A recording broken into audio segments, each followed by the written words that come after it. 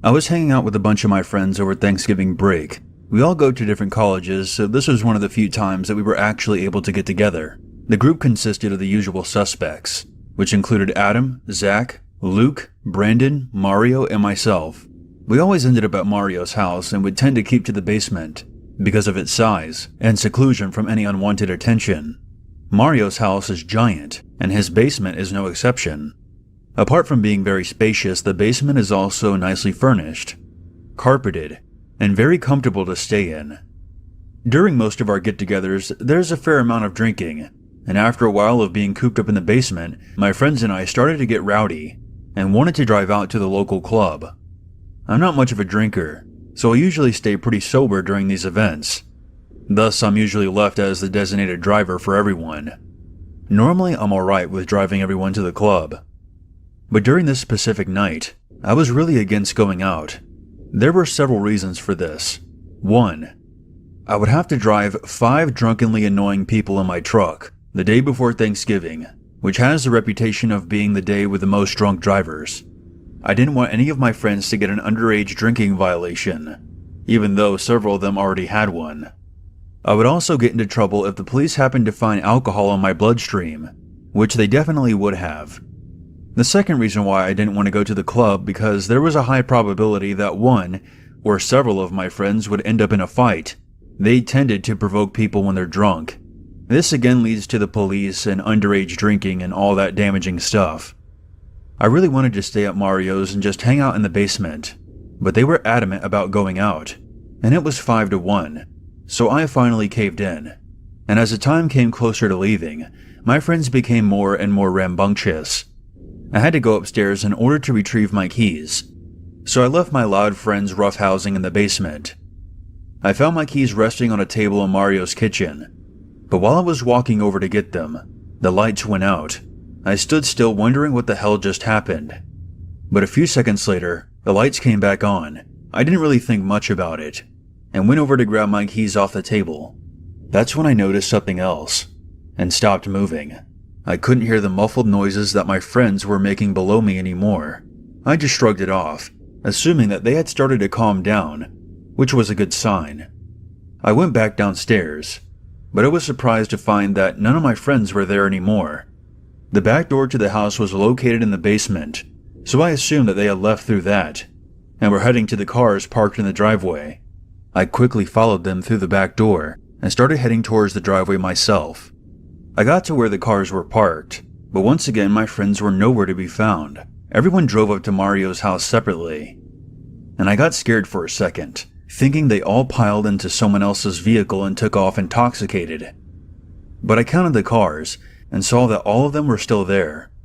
It was the middle of November, so it was cold as shit out, and I wanted to go back inside. But I decided to take a quick lap around the exterior of the house, just in case they were out there smoking or something. I walked around the entire house, but I didn't see or hear anything.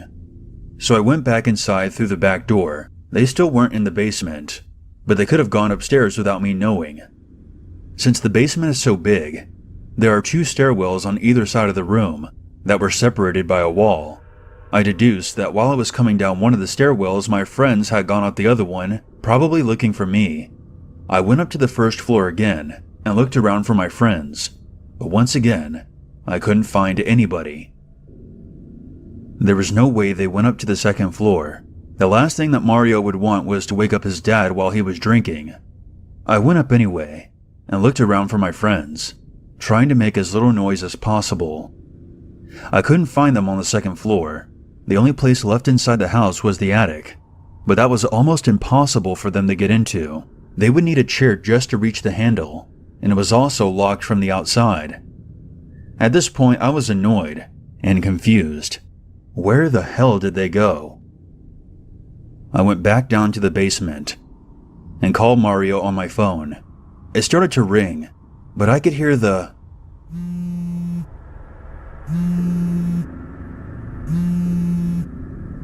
on the coffee table next to me. Mario had left his phone. I tried calling Zach. It went straight to voicemail. I tried calling Luke. Same thing. Then Adam and Brandon. Every single one went straight to voicemail. I didn't know what to do at this point besides wait. I just sat there on the couch alone in the basement. I wasn't moving at all. I was just listening to nothing. It was really creepy in the basement all by myself. I don't want to come off as cliché by saying that it was almost too quiet, but that's exactly what it was. It's hard to describe the stillness that I was feeling. The best way I could put it was that I could literally hear the silence around me. I was starting to freak myself out and wanted to turn on the TV. I was about to stand up and get the remote when I heard something. It was very soft, but I knew I heard it. I stood still and let the silence consume me. After a few seconds, I heard the same thing again. It was still very soft, but I could tell what it was. It was snickering. The kind of snickering that you make whenever you try to suppress a laugh by putting your hand over your mouth. That's when it hit me. My friends were hiding somewhere and laughing at me. They obviously didn't want to be found, which is why they were trying to hold back their laughter. Once I figured out what the noise was, I became very annoyed. My friends were intentionally hiding from me even though I was getting genuinely worried about where they were. I got up and started looking around for them again, thoroughly checking all the closets in the basement. There were a lot of them. While I was looking, the snickering started to become more distinguished, but I couldn't figure out where it was coming from. I was at the end of the room, and I would hear the snickering behind me, but once I went over to the opposite end of the basement, I would hear it behind me again. As I mentioned before, the basement is a big area, with a lot of closets and closed rooms, but there are only so many places that a person can hide, and I felt like I checked all of them. Yet the damn snickering was still going on, and it was very noticeable at this point. Then, all at once, it stopped. It cut off out of nowhere, and the lights went out once again. There was no way that my friends could choreograph a stunt like this, especially while they had been drinking. Something was wrong. Something felt off, and it was at that exact moment I started to become scared. Standing in the middle of the dark basement, not moving, and was once again in complete and utter silence. It felt like I was in a nightmare and wanted to wake up more than anything. Instead, I just stood there, too petrified to move. That's when I could hear footsteps. The floor was carpeted, so they were quiet, but I could hear them clear as day. They were coming from my right, but they weren't the type of footsteps that you would expect. These were very particular. They were taken slowly, carefully. Each step was followed by a few seconds of silence, as if whatever was walking did not want to be heard. Something was creeping closer to me. I dared not move my body, but I searched frantically with my eyes, trying to see what was approaching. It was still pitch black, but I could swear I could make out a figure advancing towards me from the right. I closed my eyes and started to cry. I couldn't help it. Warm tears slid down my cheeks as I braced myself for the worst. Then the lights came back on, and I almost screamed. I looked around, but there was no one in the basement with me. The snickering was gone, and I felt lightheaded from the amount of terror that was flowing through me. I was horrified, and I didn't want to be in that room by myself any longer.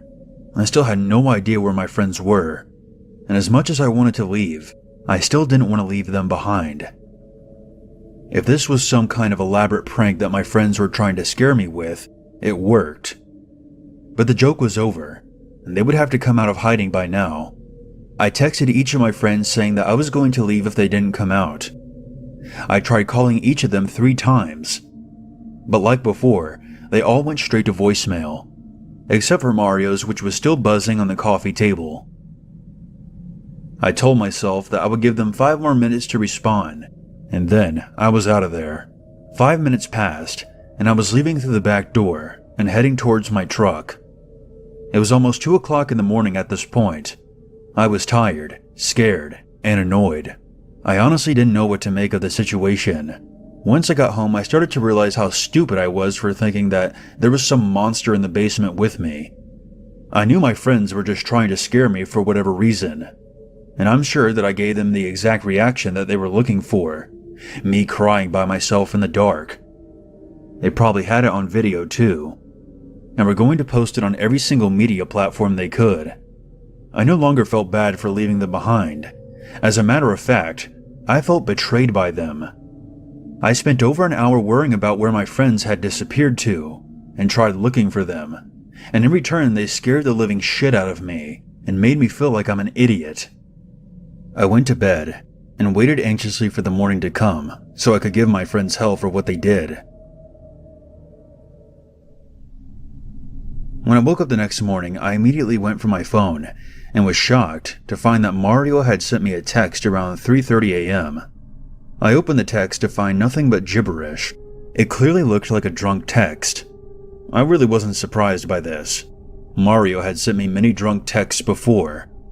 It was almost 11 a.m., and if the guys had stayed up all night drinking, there was no way that any of them were awake yet. I decided to wait it out and make them call me first. It wasn't too long after I woke up that I received another message. This time it was from Mario's dad. "Did you guys go somewhere? I can't seem to find anybody. I actually left last night. I don't know if they went somewhere, but I couldn't find them either. Have you tried calling or texting any of them? I keep getting their voicemail." "Yeah, I'm getting the same thing." "Alright, well if Mario or anybody else calls, you tell them to call me so I know where they are." "Will do." About 2 hours later, Mario's dad texted me again. "Hey, have you heard anything from your friends yet? Mario and I were supposed to go somewhere today, but he still isn't answering his phone." "No, sorry, I haven't heard anything from them yet." I still hadn't told them about the drunken text, because Mario's dad hates it whenever Mario and his friends come over to drink. Around 4 p.m., Mario's dad messages me once again. "Have you heard anything yet? I'm starting to get worried. All the other parents are starting to call me asking me where everyone is. I've tried calling Mario and everyone else over and over again, but none of them are answering." I still haven't heard anything, but I'll try calling them myself. Don't worry, I'm sure they're fine. They probably stayed up all night over someone else's house and have been sleeping in all day. Okay, just please tell me if you hear anything. I started texting and calling my friends again, but I still wasn't getting anything. Another 3 hours go by. It's a little past 7 at this point. I was starting to get very worried, but I didn't realize how serious the situation was until I got a knock on the door. It was the police. They informed me that Mario's dad and several of the other parents reported their sons missing. I was driven back to Mario's house and was greeted by several other police officers, as well as all of my friends' worried parents. The parents kept asking me questions about what we were doing last night and where their children had gone, but I honestly didn't know. I just kept reassuring them that everybody was alright, but after a while, even I was starting to doubt myself. 2 police officers, one skinny and one fat, escorted me into the basement. They kept asking me questions and I answered as best as I could, but I was starting to become delirious from everything that was happening. I told them the whole story, starting from when I went upstairs to get my car keys. I told them about the snickering and how the lights went out. I told them about the figure I saw creeping towards me in the dark. At this point, I didn't care how crazy it sounded. I just wanted my friends to be okay. I told them about the drunken text I got last night, and when I showed them the message, the fat cop took my phone and walked away with it. I was left with the skinny police officer, who continued to ask me questions. I asked him if Mario's dad had found his phone on the coffee table. The officer told me that Mario's dad found no such thing. I informed the officer that I distinctly remembered seeing Mario's phone on the coffee table and had assumed that he retrieved it later, which would explain the drunken text I got from him last night. He wrote down a couple more notes and left, telling me to stay where I was. I was back in the basement, standing almost exactly where I was when the lights went out. The scene now, compared to last night, was completely different. There were detectives everywhere looking over everything, dusting for fingerprints and asking questions. I closed my eyes and zoned out for a while. I was sucked back into reality when the fat officer yelled for me to come over. He was standing next to some geeky-looking guy wearing glasses. Once I got over to them, the fat cop asked me if I was playing some kind of sick joke. Stunned, I asked him what he was talking about. The guy with the glasses was the first to answer. He informed me that the text that Mario had sent me last night was not gibberish. It was Latin, and translated to, "Your friends are with me now." Years ago, my roommate Chloe and I moved into the perfect apartment in a 6-unit building. It was on a street we immediately fell in love with. Chloe and I are both in our early 20s, who moved from a small town to a major city in the last 5 years, so we felt like real adults living in this place. Within the first couple of weeks, we began to suspect we were in close proximity of an ongoing domestic dispute between the tenants in the unit upstairs. At this time, we hadn't seen or met them, so we really had no idea the context of the relationship. A man's loud, angry ranting, with no shortage of aggressively insulting comments, responded by inaudible mumbles, prompted us to think a woman may be in a potentially violent environment.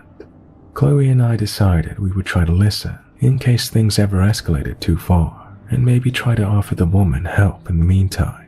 That's if we ever met her. Over the next 6 weeks, we continued to hear him, but we had not seen anyone, and there were no real developments. When he was really loud, we tried to record him on our phones. One Sunday afternoon, I was home alone cleaning my kitchen, which was located at the back of our unit. The man upstairs was having a very loud and long rant, and for the first time, I heard a clear response.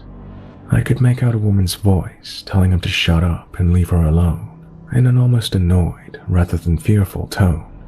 He did not appreciate that and began yelling at her, which eventually led to him banging something against his floor. Eventually he did one so hard that my kitchen lights began to flicker. I could see debris falling from the ceiling. This freaked me out, and I called my boyfriend Ted. When Ted answered, I whispered into the phone, "Don't say anything, just listen." The man upstairs continued to yell, but it wasn't until there was another bang that Ted could hear. I said into the phone, "That's my upstairs neighbor. He's been going on like this for a long time. I've been trying to record some of it." Here's where the story really takes a turn. Considering how clearly we could hear him upstairs, it makes sense he could make out what was being said below him. All 6 units were connected by a stairway outside at the back of the building. I heard very loud steps running down them. Next thing I know, there are 3 heavy raps on my door and an angry voice saying, "So you can record my conversations, but you can't answer the door." I was instantly paralyzed and worried he would come by the window where I was standing. After about 20 seconds, I heard the steps return upstairs, and that familiar voice call up, "No one's home." I collected myself from the shock and fear of what just happened. I left my apartment to make some calls. I decided to phone my landlord first, as he seemed like he would know what to do if we were having issues with another tenant, and I was very confused about what was happening. I told him the chronology of events since moving in, and he provided me with some very interesting information. The tenants above us was a mother and son, Rita and Ivan. Ivan is 36, and him and his mom have been living in the building for 10 years. During that time, Ivan never had a job, and in the last couple of years had caused some problems for the landlord, specifically him and the previous tenant of our unit, who had moved out over a year ago, had butted heads several times, which is why my landlord had decided not to mention anything to us. He knew Ivan had some issues, but assumed it was an isolated and contained issue. The last thing the landlord had told me was that while the previous tenant was in our unit, Ivan had approached them, accusing her of installing something in his wall to listen to him. Maybe I'm dense, but this did not set off immediate alarms something more serious was going on with Ivan. I was still believing the woman's voice I heard belonged to someone in danger, so I called the city non-emergency police line, who sent a car over to make sure she was safe. She was, and they promptly left. After our call, the landlord began to build a case to evict my upstairs neighbors on the grounds they were impeding on other tenants' ability to enjoy their space. Things upstairs had been mostly quiet for 2 days until I was in touch with the landlord again over the phone. He provided me with some more information, specifically that he believed when Ivan was ranting, it was towards the previous occupant of our unit, rather than Rita. This obviously seemed odd to me, but we were still trying to piece everything together, so we had to keep an open mind. The landlord also reiterated how Ivan really changed in the past couple of years and had caused problems before. His reasoning for not giving us a heads up before moving in was that since the last tenant had moved out, he had been quiet and kept to himself. In the days after this call, the ranting started up again as we waited for an update on the eviction process. That Friday, we received confirmation that Rita and Ivan had been served with their first warning of eviction, so we expected to hear some action. Sure enough, that night while I was in bed, I heard Ivan's voice from above. "Shh, I'm trying to listen." At this point, I'm definitely concerned, but I really had no idea where this was going and how quickly. The next evening, Chloe called me while I was at work. She told me she thought she heard a knock at our back door. I told her I wouldn't be home for a couple of hours, but if she was concerned, I could leave early, or she could call the non-emergency line.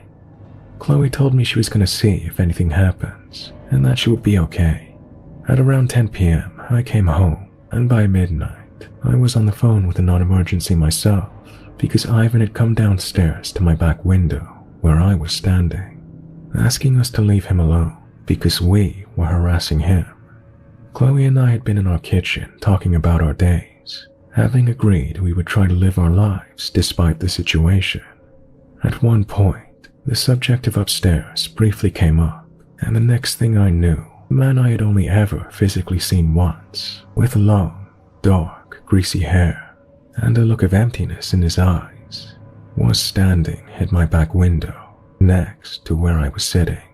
My immediate response was to pull out my phone and start recording him. "Yeah, you can record me," he said. "Can you leave me alone? You and your friends harass my home every day." This got my adrenaline going, and suddenly I heard myself call back, "Bye, Ivan." I called the police and we waited for them to arrive. When he went back upstairs, he started ranting to Rita and said some very weird and unsettling things. He said we were sexually harassing him, and that us, the landlord, and the previous tenant were all associated. He then mentioned the bat we have beside our back door, which he wouldn't have seen at the window. Therefore, he had listened to us mention it. He also knew my name, having only ever seen me once. The police arrived and essentially told us there was nothing they could do. They knocked at Ivan and Rita's door. However, no one answered, and they stayed silent. The officer advised us to go to the station the following day and have a specific officer assigned to check in on us and monitor everything. They left, and I called my boyfriend to come and stay over for the night. In the hour after the police left, Ivan ranted sporadically, repeating much of the same things we'd been hearing in the past week. Ted came over. He heard for himself what was going on and agreed it was very unsettling. Banging came from upstairs, and Ted said he was going to go out back for a smoke, that if Ivan came outside to call 911. Ted had injured his back the previous week and was concerned if Ivan was going to try to come downstairs again. He decided to bring the bat with him. Minutes later, Ivan had come outside and was standing at the top of the stairs, yelling that he was going to knock us out. He started coming down the stairs when Ted picked up the bat, telling Ivan to stay upstairs. I called 911, and our downstairs neighbor came outside to help us, having heard the commotion. The police arrived, and I experienced some of the saddest minutes of my life. For starters, when the police went upstairs this time, Rita answered and completely defended her son. The woman we had initially been concerned was at the receiving end of domestic abuse, told the officers we were not leaving her son alone, that he'd almost been attacked by my boyfriend. The police said there was nothing they could do and left us for what felt like bait in order for our concerns to be taken seriously. They left. We heard Ivan amp up again. This time he was saying he was going to kill this downstairs, so we packed up and left for the night, each staying with a friend. That was a tough night, as we both came to realize this apartment we thought was so perfect had a pretty fatal flaw. We had no idea how this was going to end. We met up the following day, and after encouragement from our families, we went to the police station, needing real help with a potentially dangerous situation. It was eventually arranged that charges would be placed on Ivan for uttering death threats.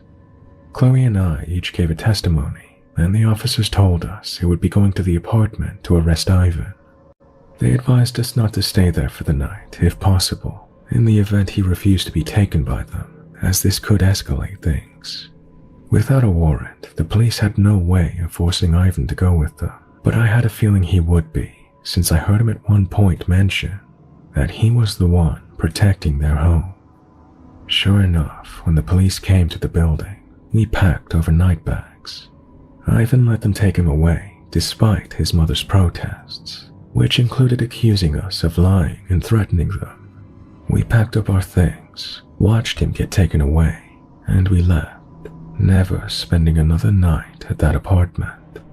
Since all of this, there have been a few updates. First of all, we moved, and the landlord was very generous in his reimbursement to us, having known Ivan had issues that he greatly underestimated. Aside from not wanting to be sued, I really believe the landlord to be a decent guy who just made a judgment call that went completely wrong. We received a few updates on the legal proceedings, both from the charges that were pressed and the landlord's eviction process of Rita and Ivan. Ivan was released the following day on bail with a number of conditions, and we're waiting for a court date, I guess. The landlord is also waiting for a court date, having filled all the pre-required documents. The final piece to this completely bizarre sequence of events was the Facebook profile we found, having looked him up on a whim. Ivan hadn't posted in 3 years, which lined up with the timeline of when the landlord said he began causing problems. He had some unsettling posts that we provided to the police, in addition to frequent mention of a relationship he was in. He has dozens of posts about the person, with no response, including no likes on any of it. It's strictly posts made to an anonymous person who had no interactions, nor did anyone else. Having researched what I believe Ivan is suffering from, I am curious if this relationship ever existed, or if it was another delusion. That's the story. Thank you for listening to it. Each year, me and one of my closest friends, who we'll call Dane, go down to visit his grandparents at their cabin in a nice, small, peaceful town in the North Georgia mountains. Me, my friend, and his grandpa are all outdoors kind of guys, so we're always looking for something fun for all of us to do around the area. One night, we decided to go on a night hike on a trail not too far from the cabin. Now, this isn't your kind of trail you're probably thinking of. It really is a gravel dirt road, but a lot of hunters, campers, motorbikers, and backpackers use it. We headed out to the trail, and right as we pulled up to the trail, we noticed that an older, beat-up, suspicious-looking black Chevy SUV with 2 middle-aged men in it parked next to the entrance of the trail. Now, even though this is a safe area, drug deals and other kinds of sketchy activity can occur deep in these woods.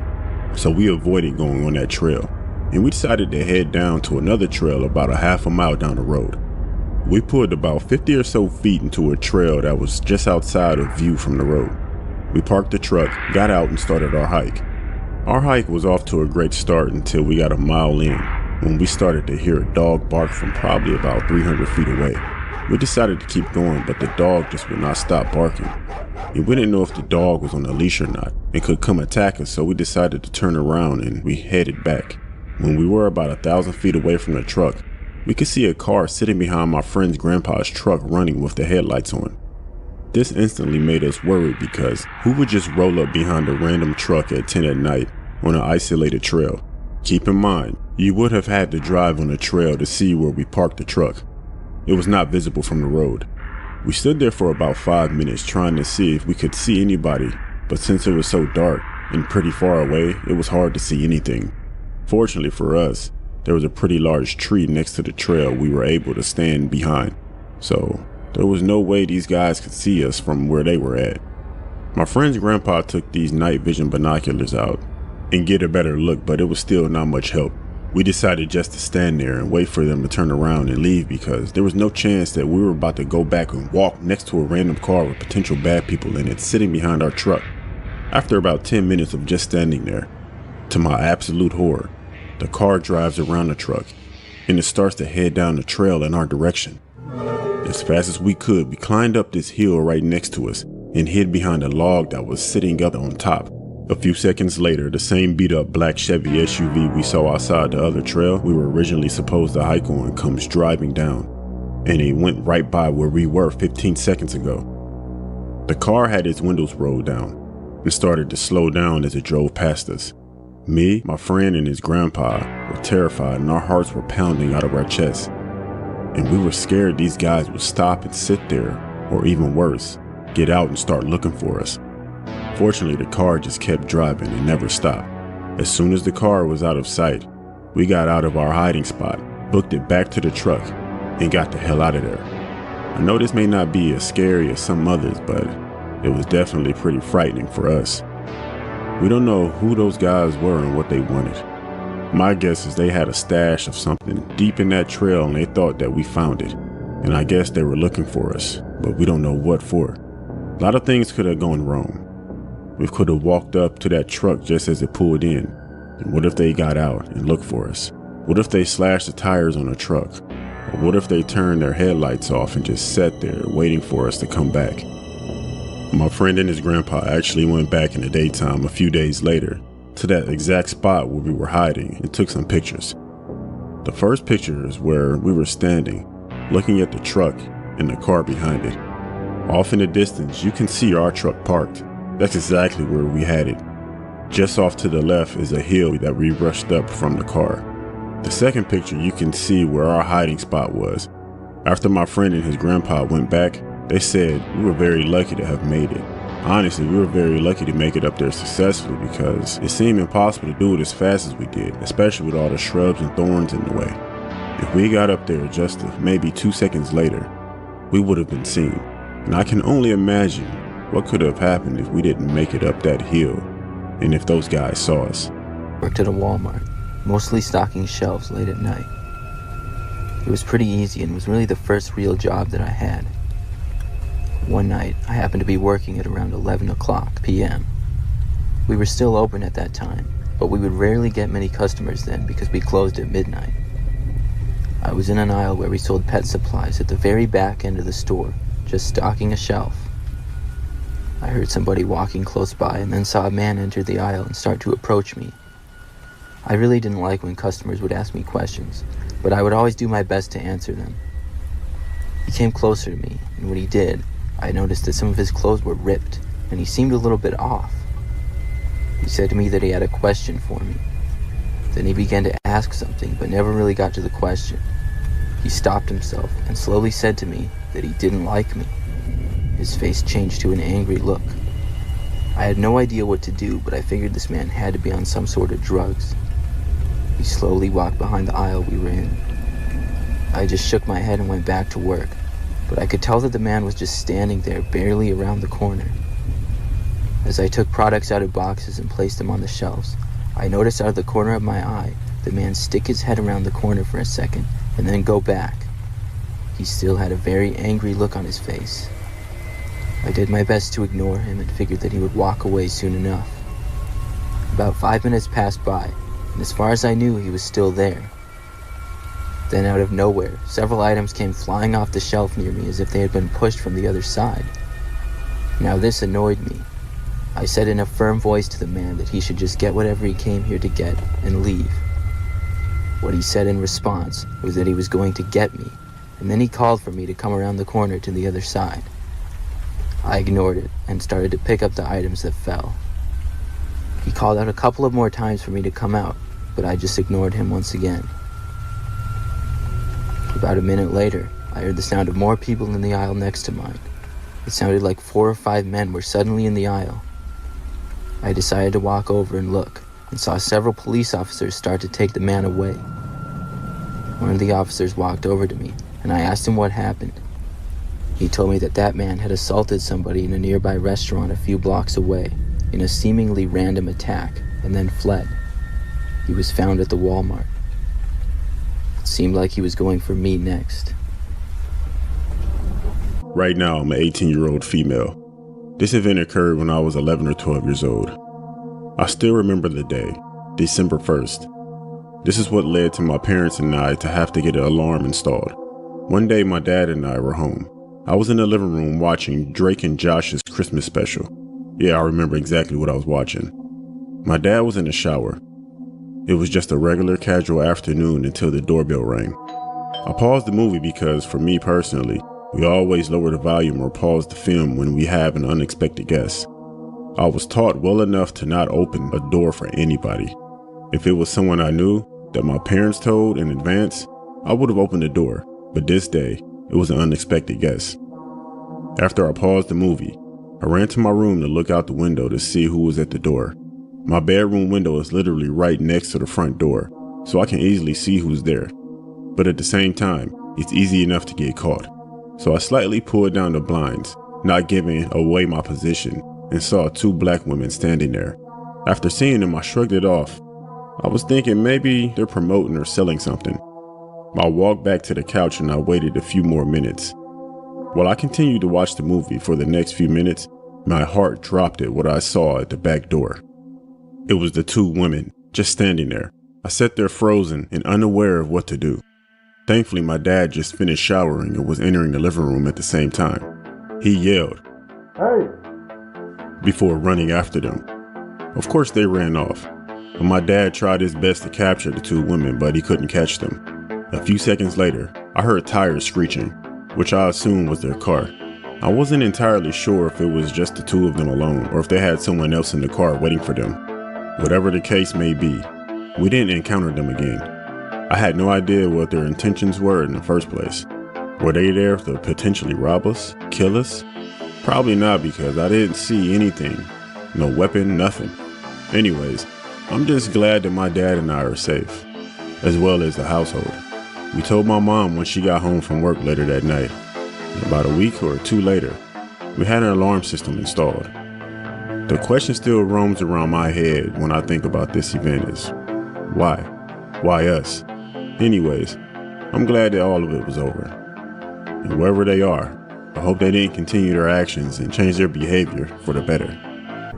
Ask a cop which day of the year they dread working the most. One or two might answer Christmas or Super Bowl Sunday, and I get that. But 9 out of 10 will give you the same tired look before they utter one single word: Halloween. Halloween might just be some lighthearted, spooky fun for some, but for law enforcement, it's no joke. The small New England town I serve in has a spike of about 6 or 7 times the number of emergency calls on Halloween night alone. It really does bring out the absolute worst in people. I mean, there's the stuff we anticipate every year: ungenerous houses having suffered a barrage of weaponized eggs, trees covered in toilet paper, homeowners complaining of juvenile trespassers. Those calls are manageable, but they bog down our on-duty officers so that when serious crimes happen, we're dangerously understrength. But all of the dumb Halloween mischief I've had to respond to over the years, all of it pales in comparison to what I found at the house on the end of Jefferson Street. That was a Halloween night I don't think I'll ever forget. I just responded to a call regarding a group of teenagers who had apparently been engaging in some pretty aggressive trick-or-treating, all without costumes. That type of stuff is exactly why I hate Halloween.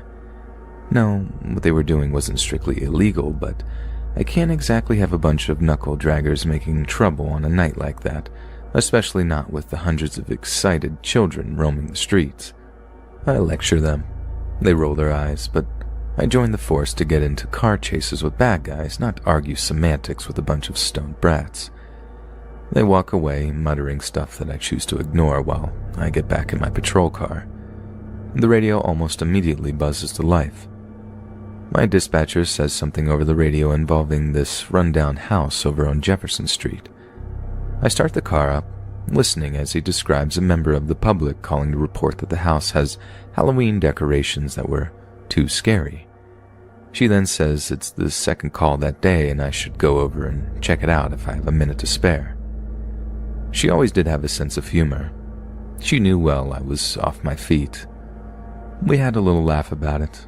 Like I said, we get some seriously ridiculous calls on Halloween. It's not just dumb kids. It's bitter old misers and party poopers who honestly just resent people having a good time. This one good Christian lady calls us every year over trespassing trick-or-treaters, on kids, who calls the cops on actual children. Anyway, I carry about my duties, responding to calls and generally keeping an eye out for trouble. A few hours slip by, the sun sets, the smaller kids, led by their parents, disappear back into their homes until it's just a few older groups on their way to parties and whatnot. Then, the dispatcher gets on to me about this house on Jefferson. She says she had 3 more calls about the decorations, how they're scaring kids and even some parents, and she needs me to roll over there to check it out. Great. Arguing with some slasher movie-obsessed hermit who's probably about to get all sovereign citizen on me. Just what I need to make me feel like a guardian of the innocent. Sometimes I feel like the world's grumpy stepfather, honestly. So I take the ride over there, to this smaller part of town that's a little more run down, arriving on Jefferson. I see the house immediately. There was absolutely no missing it. The old colonial-looking place was covered in Halloween decorations. Cardboard standees of vampires and zombies, a ton of fake cobwebs all over the porch. I think I counted like 20 carved pumpkins dotted all over the lawn. Pretty intricate designs, too. But hanging from a large oak just to the side of the house was the most disturbing Halloween decoration I had ever seen. Not disturbing because it looked real. The limbs of the figure were too rigid, the hair a little too artificial, but the placement of the thing. It really did set me on edge as I stared out of the patrol car at it. The figure hung by a rope from one of the oak tree's long, thick branches, drifting gently in the fall breeze. Look, I'm a cop. I've seen some stuff. I don't frighten easily. I'm very logical, very level-headed, but that thing sent a shiver down my spine. I stepped out of the car, keeping my eyes glued to the hanging decoration as I walked towards it, the sound of crunching leaves under my feet with each and every step. Reaching for the flashlight on my belt, I pointed the torch beam over towards the tree. I could see why people had called this in. The texture on the thing's skin, it was very graphic, blotchy and purple, almost like an actual corpse. I only took another few steps before I felt extremely foolish for my previous thought. The smell, the sickly sweet smell of death hung in the air along with what I thought was just a cheeky decoration. It wasn't. It was an actual corpse that had been hanging there all day. Hundreds of kids must have walked past there, only a few of them actually recognizing that the thing hanging from the tree was a real cadaver. I felt sick. Sprinting back to my patrol car, I radioed into dispatch to get the coroner out to Jefferson Street as soon as possible. My dispatcher was absolutely horrified when she learned what I had, that other people had been staring at a dead body all day, many of them none the wiser. The hanged man was a one Richard Dodd, a retired teacher who was reported to have been caught up in some vigilante pedo sting. According to investigating officers, Mr. Dodd had been tricked into revealing questionable interest to individuals that were posing as an underage girl. When they threatened to go public with some of the more despicable things he said online, Mr. Dodd had opted for the easy way out, systematically fashioning a rope and doing the deed, all without a thought for who might happen across his body. People give me a hard time for not being into Halloween as a holiday, for rolling my eyes when grown adults talk about how wasted they're going to get or what costume they have picked out. But if they knew the things that went on around them on that grisly night, things that are sometimes hiding in plain sight, I don't think they'd be so quick to celebrate. We used to have this neighbor back when I was 15, and I didn't find this out until years later, but He basically was the sole reason we ended up moving out of the house we were living in at the time. So the way my dad tells it, it all started when the guy started making something in the shed in his backyard. Obviously, he was entitled to do whatever he wanted on his property, especially during the daylight hours, but my dad said all the sawing and hammering noises were a real pain in the butt. He figured it'd only be a couple of days, but a week went by and the guy was still making all this noise in the evenings and on weekends. It went on late into the night on a bunch of different occasions, and my dad had to go over and threaten to call the cops to get him to knock it off. Seems a little extreme, I know, but Dad had already tried asking nicely and the guy was just a total jerk, so it was the only thing that seemed to work. After that, the guy kept the sawing and hammering to reasonable hours, still a pain apparently, but nothing he didn't have the right to. But then, my dad looks over the fence one day and sees the guy carrying a whole bunch of chains into the shed. Then the next thing he knows, the guy is carrying all these shackle-looking things into the shed, the kind you use to keep a person prisoner. Dad asks what he's building in there, but the guy is all, "Mind your business, mister," saying things like that. My dad is starting to get pretty nervous about the whole thing, and he's close to calling the cops because it was obviously looking incredibly shady, and maybe it'll get the guy to stop hammering and sawing all freaking day too. But still, he holds off for one night too long, and that's when he hears a scream coming from the guy's backyard. He says it was one of those screams of the blood-curdling variety, and he goes outside to listen, then hears a few more muffled sounds coming from the shed where the guy was building, whatever it was he was building in there. He tries looking over the fence to get an idea of what's going on and sees our neighbor walking out to the shed, covered in blood, with something sharp and shiny in his hand. But just before he closes the door, Dad said he caught a glimpse of someone strapped onto some kind of big wooden board. That was it. My dad runs back inside, calls the cops, and tells them something messed up is happening in our neighbor's backyard, how he had been building some kind of torture device or whatever, and how he thought he was in the process of basically murdering someone in there. The cops show up, but they don't make it into the backyard. They just drive off after talking to the guy. My dad calls the cops back and asks them what they're thinking, and they need to get into that shed right away because something unspeakable is happening in there. They tell them that they can't get into the guy's place without a warrant, that the guy had a bandaged hand and claimed the blood was because he had an accident. The cops seemed happy enough with that explanation and had gone back to their precinct. But they were in the process of getting a warrant because of my dad's claim that he'd seen a body in there, and because of how urgent it was, it might only be a few hours before they could get one signed by a judge. Then boom. The next day, the cops show back up at the guy's house at like 6 a.m., and it wakes my dad up because they were literally sawing a lock off the door to the shed. He watches all freaking morning, and get this, they carry out the body he'd seen in that shed. Only it wasn't a body. It was like one of those mannequin type things, and it had blood all over it. The guy has actually been building some kind of torture table in his shed, only he hadn't actually done anything to anyone, so the guy ended up getting a full apology from the county after they didn't find anything to arrest him over. But still, my dad's not happy knowing he lives next to someone who'd build something like that, and after arguing back and forth with the cops about the guy's right to build some sort of weird torture table, he ends up just being like, "Screw this, we're moving." He didn't say anything to us at the time because obviously me and my sister were still young and he didn't want anything like that in our heads. But after I'd moved out and my sister had graduated college, he ended up telling us at a little reunion dinner. As you can guess, our jaws were on the floor when he was telling us, as we had no idea he was anything but some annoying home improvements nerd. It came up because we were complaining about having to move schools at that age, as me and my sister both lost a bunch of good friends and it sucked having to start at a new school right when I just started at a new one there.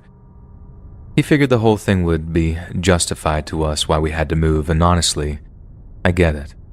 I wouldn't want to live next to a freak like that, either. I'm 15 years old and currently in the 10th grade. Last year I was acting for one of my school's productions as I go to this really artsy school in my city, so the turnout was pretty good. I had played a really small part who basically explains the plot. Anyhow, after I was done with the scene, me and a couple of the other actors had decided to go backstage. Behind our stage was this hallway. Most of the actors would just chill and wait for their scenes there. At the end of the said hallway was a door that would lead outside. I was chatting with a friend of mine when there was a knock at the door. We all froze. One of the seniors named Jay had asked what it was. We all started to stare out of the window of the door into the pitch black.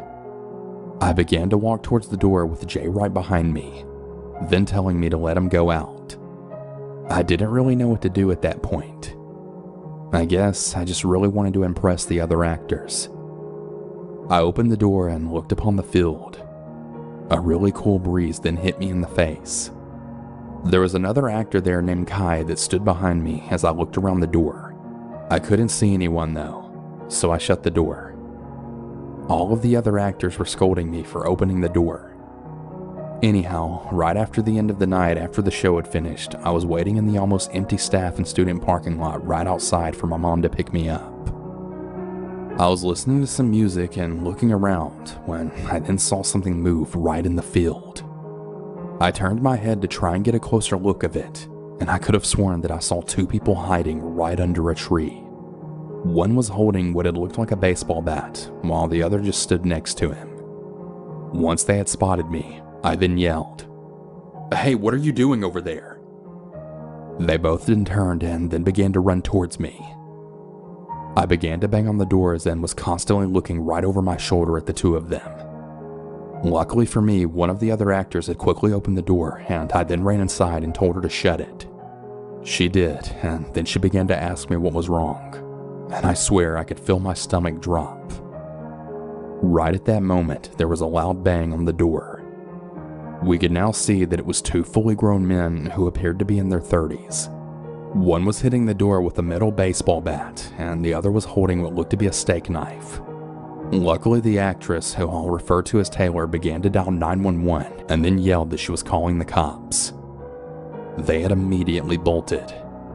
When the cops arrived, they had searched under the tree. As it turns out, they had apparently been there since the start of the play, based on the cigarettes and a pamphlet about the play that was found under it. What was shocking was that my name, along with two of my fellow actors, the main characters, were circled. It seemed like when they knocked on the door, they were hoping it was just one of those actors. I guess they thought we'd be an easy target or something. I don't know. I'm really grateful for Jay being behind me when I had opened the door. And please, whatever you do, always have someone nearby. You just don't know what's out there lurking in the darkness, just waiting for you. Be careful. Several years ago, again.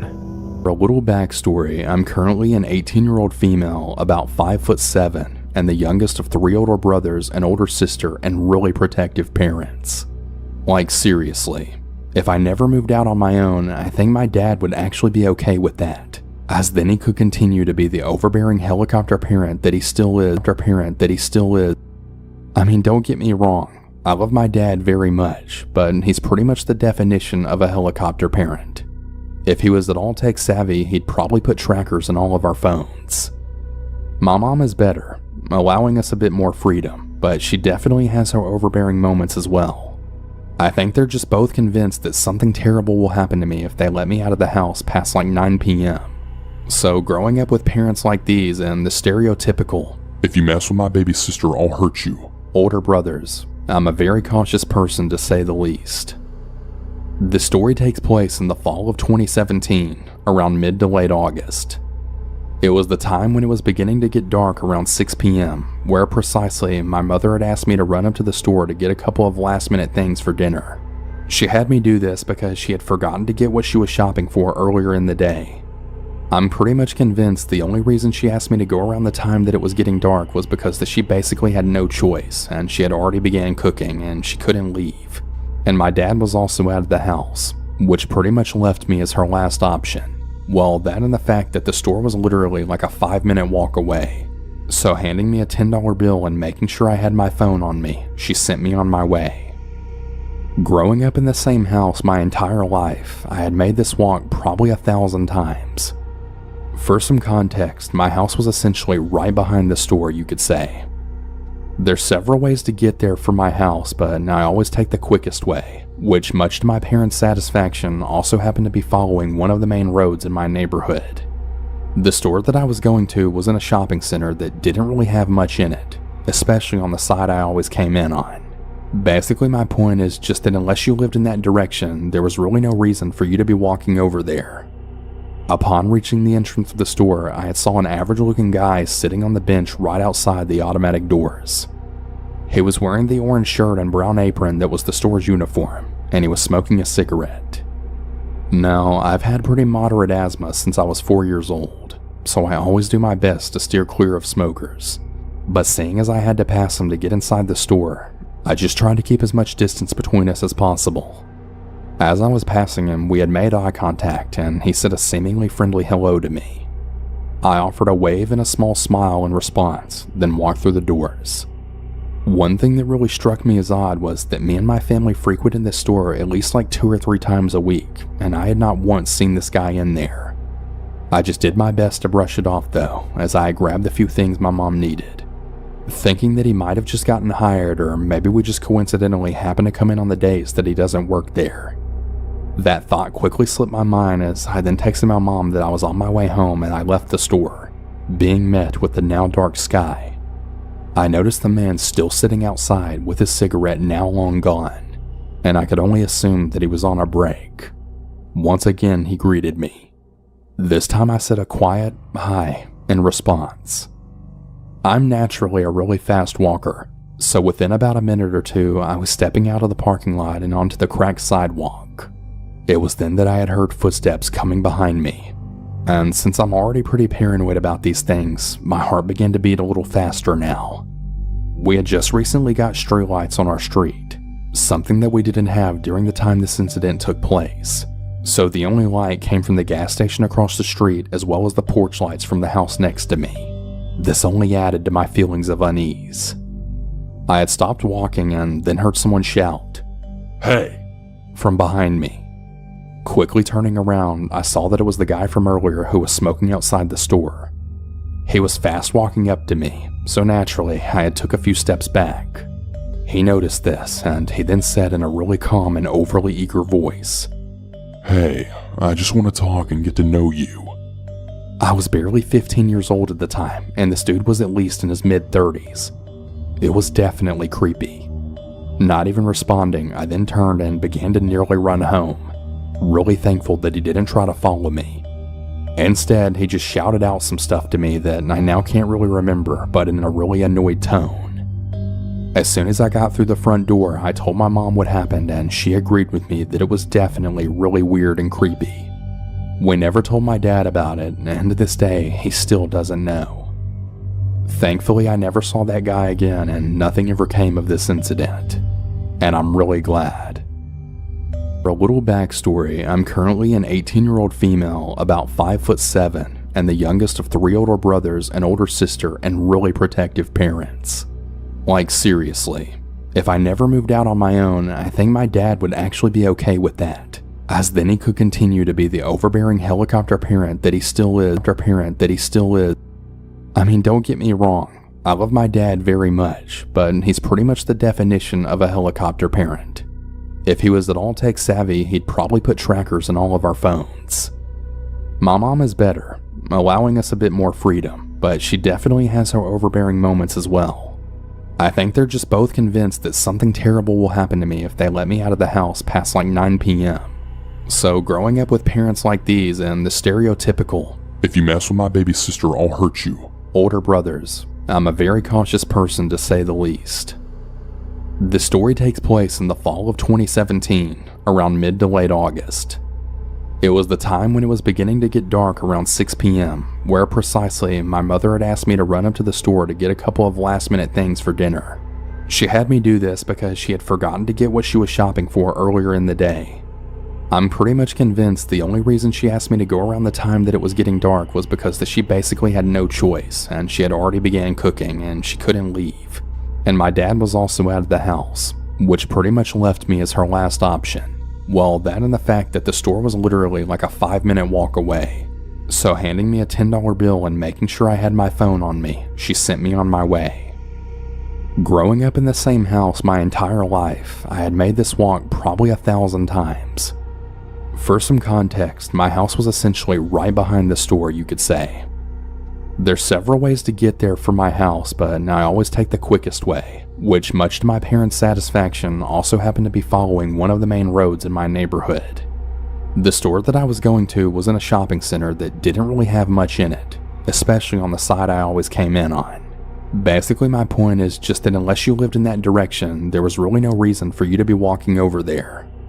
Upon reaching the entrance of the store, I had saw an average-looking guy sitting on the bench right outside the automatic doors. He was wearing the orange shirt and brown apron that was the store's uniform, and he was smoking a cigarette. Now, I've had pretty moderate asthma since I was 4 years old, so I always do my best to steer clear of smokers. But seeing as I had to pass him to get inside the store, I just tried to keep as much distance between us as possible. As I was passing him, we had made eye contact, and he said a seemingly friendly hello to me. I offered a wave and a small smile in response, then walked through the doors.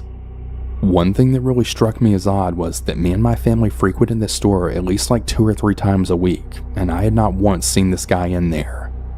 I just did my best to brush it off though, as I grabbed the few things my mom needed, thinking that he might have just gotten hired, or maybe we just coincidentally happened to come in on the days that he doesn't work there. That thought quickly slipped my mind as I then texted my mom that I was on my way home and I left the store, being met with the now dark sky. I noticed the man still sitting outside with his cigarette now long gone, and I could only assume that he was on a break.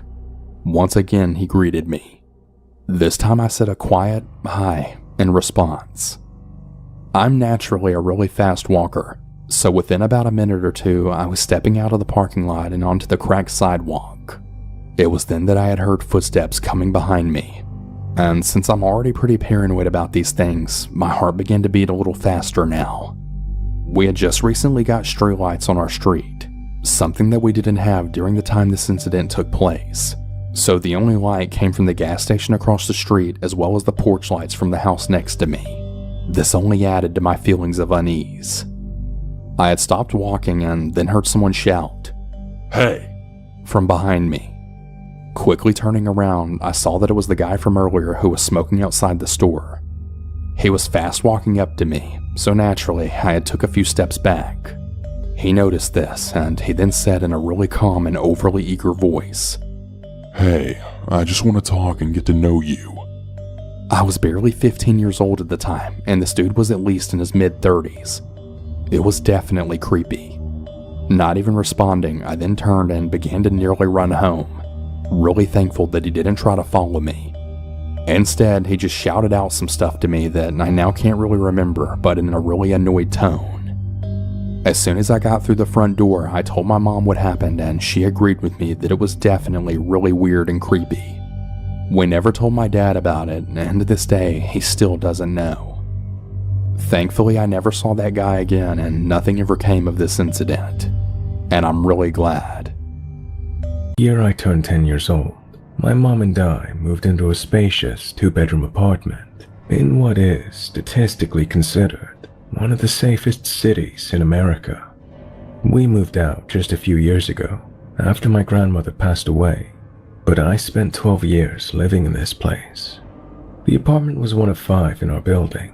You know how a duplex has 2 units in the same building, split down the middle. This building was quartered into 4 units with an added unit on the lower level. We had the unit above the lower level. Our landlord at the time was kind of a If something broke and needed fixing or replacing, he would come and attempt to fix it himself instead of just hiring an expert. And all the while, he'd make comments about how women break things. What can I say? Anyway, at the time of the story, I was 13 years old. Our dumb landlord rents out the lower level unit to a lovely young couple. Their names were George and Lisa. On the night they moved in, I remember they had music just blasting from their new home as they moved furniture in boxes down the stairs with their friends. It was uncharacteristically loud for the neighborhood, but none of us other residents actually had a problem with it. They seemed pleasant enough. The pleasantries lasted about a week before George and Lisa started having these blowout screaming matches. My mom and I would hear her start screaming and cussing him out. He tried to get her to back off and calm down, and then they moved on to the next stage, which was slamming. Always after an hour or so of this, things would go quiet. Then Lisa would be heard in the back of the house, where the bedrooms were, just sobbing. There was one day where I heard Lisa walking around outside, having a conversation with herself in different voices. A few more weeks and we began to notice that George and Lisa got a lot of strange visitors at strange times, who always seemed intoxicated, and sometimes banged on our huge living room window, without knowing whose window it was. When it was very quiet, I heard scraping sounds coming from the kitchen area, a lot. One time I heard George and Lisa having the most obnoxious sex I've ever heard. The night things went too far for us was when a woman showed up at 3 a.m. with an empty milk jug and started ringing every doorbell to our building, scratching at the front door, trying to get in, moaning and yelling for George and Lisa. She disappeared after a few minutes, and suddenly we hear the back door to the building jiggling. You could tell there was more than one person trying to break in. My mom called the police and we gathered our things and went to a restaurant for breakfast, exhausted after no sleep. We then went and booked a hotel for the night. We just couldn't deal with them again. After we complained to the landlord and the police multiple times, things got quiet and really awkward between us and the neighbors. And that's when the FBI showed up. I go to answer the door, and the man and woman ask if they can talk to my adult. I say sure and lead them to my unit, which we always kept open during the day anyway. And right there, they open a binder and show us photos of George and Lisa. They ask if we happen to have seen them before, and we tell them they live downstairs. It turns out they're both living under false identities, major fraudsters, and dealing cocaine. Shortly after this, George and Lisa moved into the apartment building across the street, and they were arrested within a month. I was an 18-year-old female when this incident occurred. I was in the first year of university. I was walking to one of my classes when I then saw a man walking towards me. There was nothing really too off-putting about his appearance. He was tall and slightly large, and he looked to be in his 40s. He was also wearing a shirt with my school's logo on it, the same shirt that the service workers wore. I noticed that he was staring at me. I stared back at him to try and make him look away, but he didn't. He continued to walk towards me and held eye contact till he passed me. I didn't really think too much of this. Over the next few months, I had saw him around campus several times, and the same thing would always happen. He would always stare at me until he walked past me, but he never once said a word. On one occasion, I had saw him in the basement of my building while I was doing laundry. Once again, he walked past me without saying anything. Although he really made me feel a bit uneasy, I didn't let it bother me too much, and just kind of assumed that maybe he just had something off about him. This continued for a couple of months before anything disturbing happened. On one night, my roommate was asleep and I needed to clear my head, so I slipped on my shoes and coat and then headed out for a smoke. Now, my university's campus was smoke-free, so I walked around to the back of my building and then lit a cigarette. I had heard some rustling coming from further away, still around the building but kind of in a spot where I couldn't see it. I didn't get too worried though, as the back of my building faced the woods, and we're kind of used to seeing deer and other small animals around the campus. Still though, I was really curious. I quietly walked over and looked around the corner. I was surprised to see a man standing there looking right up at my building. I started to squint my eyes, and that's when I realized that it was the same man who was always staring at me. What was he doing? His hands were in his pockets and he seemed to just be staring right up at the windows. I felt a little uneasy as that's when I realized that he was staring at the general area of my own window, but I couldn't tell for sure what he was looking at. I didn't want him to see me, so I quietly finished my cigarette and flicked it onto the ground. I crushed the cigarette into the ground with my shoe and then headed back to my room. I had then took a really quick shower and slipped on some PJs. I tried to fall asleep that night, but I just couldn't get that man out of my head. Why was he just staring at the building? Was he really looking into my window? After a few minutes of wrestling with my thoughts, I decided that my questions really needed answers. So I quietly got up and tiptoed across my room to the window. I looked out the window, and sure enough, the man was staring at me. When he noticed me staring back, I honestly expected him to walk away, but he didn't. He just continued to stare at me. I started to feel kind of sick at this point. Should I call someone? I mean, I guess he wasn't technically doing anything wrong, so I decided I would just leave it. He couldn't do anything to harm me. My door was always kept locked, and there was no way he could fit through my window. It was on the 3rd floor, and it was extremely tiny. I crawled back into bed and went to sleep. About 2 months had passed since this incident, and I hadn't seen the man since. I was hoping that maybe he had quit or maybe he had been fired, but I wasn't so lucky. One day I came back from class to then find my roommate standing in the lobby of my building, and she had 2 police officers standing with her. When she saw me, she had then grasped and ran right towards me, then hugging me.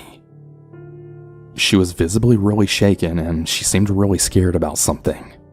I asked her what was going on, and before she could even answer me, a police officer then approached me. He then asked me to confirm my name and room number. I told him, and he then showed me a picture of the man.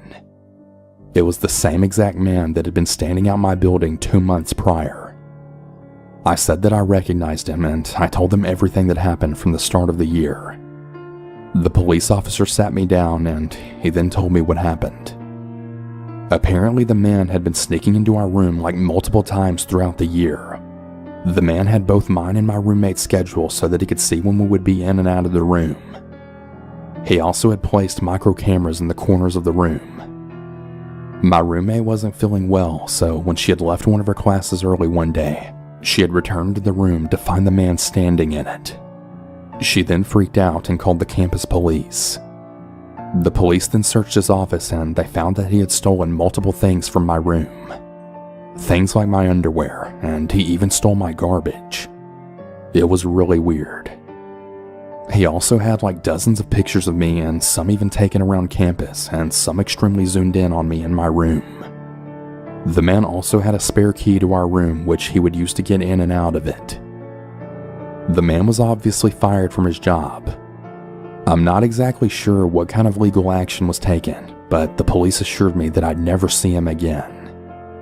I've always really wondered what his true intentions were, and what would have happened if my roommate hadn't caught him that day. I guess it's a good thing I never found out. This occurred several years ago. I used to shop at Walmart's quite frequently. They really sold everything I needed and were all over the place, so it was always my first store to go to. At one point, I had to go out of town for a work conference. It lasted about a week and was about a 10-hour drive away. After it was over, I was driving back. I was on the way home about halfway, and it got pretty late at night. I was prepared to drive through the night, but my car got low on gas, so I stopped at the next exit and filled it up. I was pretty hungry, but noticed that the convenience store of the gas station was closed. This town was really small and didn't seem to have much, but they did have a Walmart that was across the street. This Walmart was one of the strangest ones I had ever seen. It just wasn't the typical kind of Walmart building that they usually are in. The building seemed smaller, and more as if it had taken over a building of a previous store that had been there. The parking lot was quiet, only a couple of cars, so I looked it up on Google Maps, and it said sure enough it was open. This seemed kind of surprising to me because it was around midnight, but I pulled my car into the parking lot and went inside. As I slowly walked in, I I didn't really know what I was looking for, but I guess just some type of food. As I walked around inside, I didn't notice anybody else. The inside of the Walmart looked for the most part like a regular Walmart, but at the same time, a lot different. It was much smaller inside and arranged differently than most of the ones I had been in. Still, not a big deal though, and I tried to find something I could snack on. As I walked around, I didn't see anybody else in the store at all. It seemed a little bit odd to not even see a worker, but then again it was midnight in a small town that I had never been in before. I had made it to the back aisle and was looking around when I heard the noise of someone walking. They entered the aisle from the far side from where I was in, and I noticed it was someone wearing one of those horse face masks that covers a person's whole head. I looked and it startled me at first, but then I chuckled. I guess it was some guy pranking people late at night. He stood there looking at me. Then he walked away. I told him it was very funny. I finally found a couple of things and picked them up. Then I headed to the front of the store. As I did, I noticed another person walking by, also wearing a horse mask. I thought maybe it had to be the guy's friend and they were both in on the joke. I once again smiled and kept walking. I used the self-checkout and paid for my things, all while not seeing a single employee. As I was almost done, I saw another 2 people emerge from behind one of the check lanes. They were both wearing horse masks as well. By that time, I got a rush of fear run through my body. I didn't know what was going on, but it didn't really seem like a joke to me anymore. I looked back and saw the other 2 people in horse masks staring at me from the back near the aisles. I tried to not let them see the fear that I had. I calmly got my receipt and walked away and out the doors. I walked all the way back to my car, hoping that I wouldn't hear the footsteps of anyone leaving behind me, and to my surprise, I didn't. But when I got to my car, I realized there was a new car that was parked next to mine. I tried to ignore it as best as I could, and got to my car, unlocked it, and quickly got inside. As I did, I glanced over to the car parked next to mine. At first, it looked like it was empty, but then I saw a horse mask pop up in the driver's seat. I just about had a heart attack in that moment. I slammed my foot on the gas and left that city back to the freeway and on my way home. I got home the next day and still wonder what was going on there.